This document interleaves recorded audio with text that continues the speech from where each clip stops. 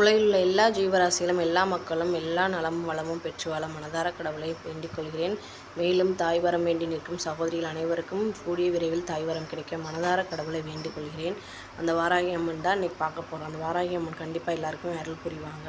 அவ்வளோ ஒரு சக்தி வாய்ந்த கடவுள் நம்ம எல்லாருக்குமே தெரிஞ்சது.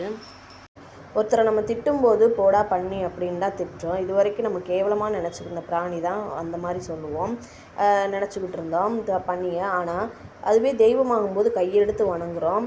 நம்ம பாரதத்துக்கே பெருமை சேர்க்கும் கோவில்னால் அது தஞ்சை பெரிய கோவில் தான் சொல்லுவோம். அந்த கோவில் எழுறதுக்கு, அதாவது உருவாகிறதுக்கு ஒரு பன்றி தான் காரணம் அப்படின்னு உங்களுக்கு தெரியுமா?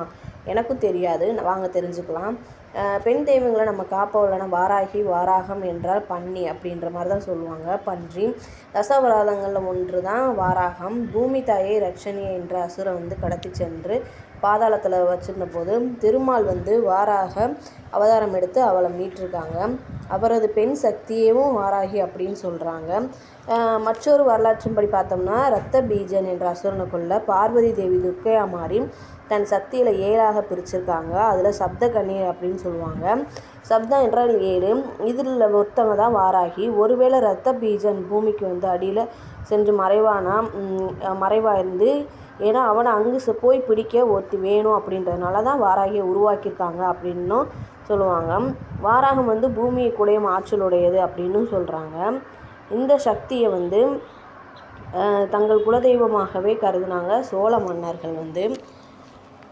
போர்களுக்கு செல்லும்போது வெற்றி வேண்டி வாராகியை வணங்கி தான் செல்லுவாங்களாமா. அதில் தஞ்சாவூர் பெரிய கோயில் எழுப்பி ராஜராஜ சோழன் வாராகியின் தீவிர பக்தனாக இருந்திருக்காரு அப்படின்றது தெரிய வருது. பொதுவாக சில சிவாலயங்களில் நுழைஞ்சாலைவு விநாயகருக்கு தான் வணக்கமே முதன்மையாகத்தான் இருக்கும். தஞ்சை பெரிய கோயிலில் நம்ம கண்ணில் முதப்படுவது வாராகி சன்னதி அப்படின்னு சொல்கிறாங்க. அந்த அளவுக்கு ராஜ சோழன் வாராகிக்கு வழிபட்டு முக்கியத்துவம் கொடுத்துருக்காரு. வாராகியை வணங்கினால தான் இப்படி ஒரு அரிய கலை பொக்கிஷத்தை ராஜராஜனால் பாரத மன்னனுக்கு தர முடிஞ்சிச்சு அப்படின்றது சொல்கிறாங்க. அது மட்டும் இல்லை, ஆச்சரியமூட்டு தகவல் என்னன்னு பார்த்தீங்கன்னா, பெரிய கோவிலை கட்ட திட்டம் தீட்டினார் ராஜராஜ சோழன். எந்த இடத்துல கட்டுறது அப்படின்னு அவருக்கு ஏக குழப்பம் இருந்துச்சு. அப்போ ஒரு பன்றி அவர் முன்னாடி ஓட ஆரம்பிச்சிச்சு.